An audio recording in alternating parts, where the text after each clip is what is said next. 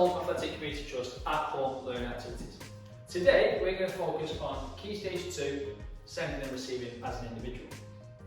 At home, if you haven't got a ball, you can use a pair of roll-up socks for this activity.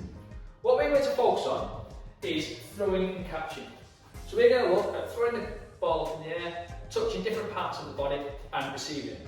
It's going to get progressively harder each stage we go on.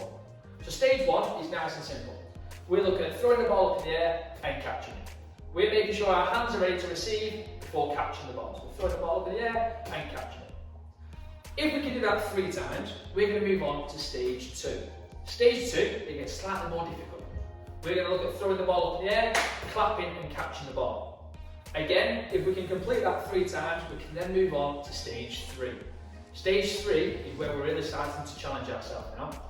We're doing 2 different things before we catch the ball. We're throwing the ball up in the air, we're clapping, we're touching our shoulders, and then we're trying to catch the ball. So it looks like this. Throw, clap, shoulders, and catch.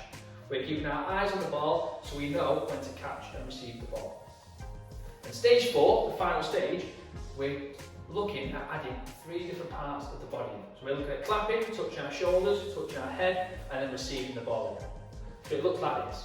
Throw, clap, shoulders, head, and catch. We've got to be ready to move to catch the ball if we need to. Ensuring our eyes are on the ball so we know when to receive. If you can complete all 4 stages, my challenge to you is, can you challenge me to a stage? Can you create your own stage? Let's give it a go and let us know how you go on. If you use a big object and you'll find it a little bit too easy, can you use a slightly smaller object, such as a tennis ball? Or can you use something small that you may have around the house? That's my challenge to you this week. Good luck and give it a go.